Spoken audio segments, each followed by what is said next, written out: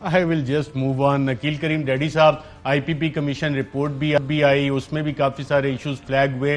Capacity payment, बिजली इस्तेमाल करो ना करो, जिन्होंने ये मुआहदे किए, जिन लोगों ने इससे फ़ायदे उठाए, ये हुकूमत भी सिर्फ लिप सर्विस दे रही है और आवाम जो है फिर लोड शेडिंग, महंगी बिजली खरीदने पर मजबूर। इससे बड़ा कोई स्कैंडल हो सकता है? मैं ये समझता हूँ कि IPP की जो रिपोर्ट बनाई गई है ना, उन लोगों से बाजपरस होनी चाहिए कि उन्होंने वो एक रिपोर्ट भी जाली बनाई है, ऊपर से उन्होंने जो एग्रीमेंट किए ना वो भी काफ़ी पुअर है। और ये हमारे मुल्क की बदकिस्मती है कि जिसके हाथ में कोई भी थोड़ा बहुत भी पावर दिया जाता है उसका वो मिसयूज करता है। इस वक्त गवर्नमेंट को ज़रूरत है कि ये जो इशू है IPP का, ये बड़ा सीरियस इशू है, इसको अभी तक सही तरह हैंडल नहीं किया गया। अगर इसको सही तरह हैंडल किया जाएगा तो मैं समझता हूं कि जो लोग इस गलत काम में इन्वॉल्व हैं उनको गवर्नमेंट बहुत आसानी से पकड़ सकती है। पिछले दिनों में ये खलीक कियानी का सवाल बिल्कुल ठीक है कि जब आप उनसे पावर लोगे नहीं तो आपको कैसे पता चलेगा कि क्या वो प्रोजेक्ट पावर देने की पोजीशन में भी है या नहीं है।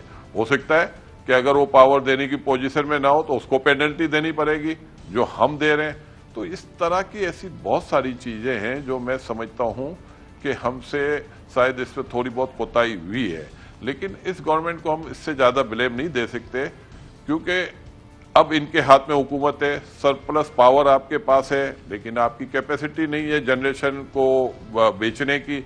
और अगर आप बेचते हैं तो उसके पैसे आपको वसूल नहीं होते, आपका बैड डेब्ट बढ़ जाता है। IMF वगैरह से जो हम कहते हैं ना नेगोशिएशन जब करते हैं तो IMF कभी आपको नहीं कहती कि आप बिजली की प्राइस बढ़ाए। वो तो प्राइम मिनिस्टर ने कह दिया और मेरे ख्याल शौकत तरीन साहब ने अनाउंस भी किया है, तो इस पे देखते हैं कि जी। जब मैं एक बात बता दूं, प्लीज सुन ले आप। IMF ये कहती है कि आपका सर्कुलर डेट यहां से बढ़ना नहीं चाहिए और उसकी वजह यही होती है क्योंकि हमारी जनरेशन बहुत ज्यादा है, हमारी डिमांड कम है।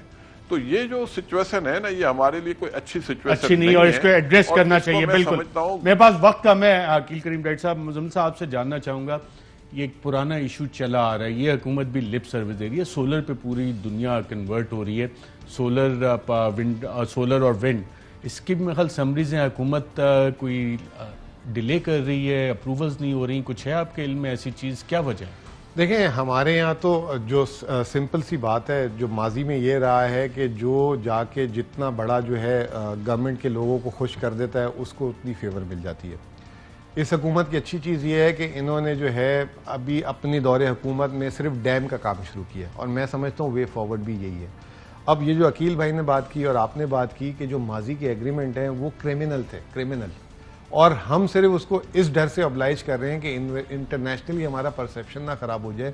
अगर हमने इनको गिरफ्तार कर लिया या इनकी कंपनियों को हमने कब्जा कर लिया, उस डर की वजह से बस हम ऑनर कर रहे हैं। लोग तो पाकिस्तान में बैठे हैं जिनके पावर प्लांट्स और कुछ किए बगैर बिलियंस मिल रहे हैं उनको, ये कहीं और होता है दुनिया में? नहीं होता, बिल्कुल नहीं होता और बहुत बड़ी ज्यादती है। अगर आप मेरे से पूछें, अगर यहाँ से बिजली का बिल बढ़ा ना तो मैं अपने घर में के इलेक्ट्रिक की बिजली कटवा के सोलर प्लांट लगा दूंगा और 1 साल में मेरे सोलर प्लांट की जो है ना कॉस्ट निकल जाएगी जो मेरा बिल है। बिल्कुल ठीक है। मुज़म्मिल अस्लम खान साहब, अकील करीम डैडी, दोनों का प्रोग्राम में शिरकत का शुक्रिया।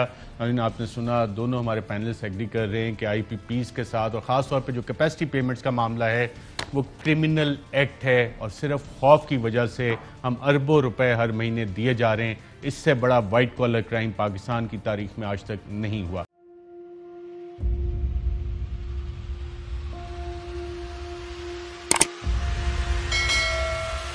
अस्सलाम वालेकुम नाज़रीन, आप देख रहे हैं प्रोग्राम काशिफ अब्बासी के साथ। आज वेलकम बैक नाज़रीन। अस्सलाम वालेकुम। सवाल के साथ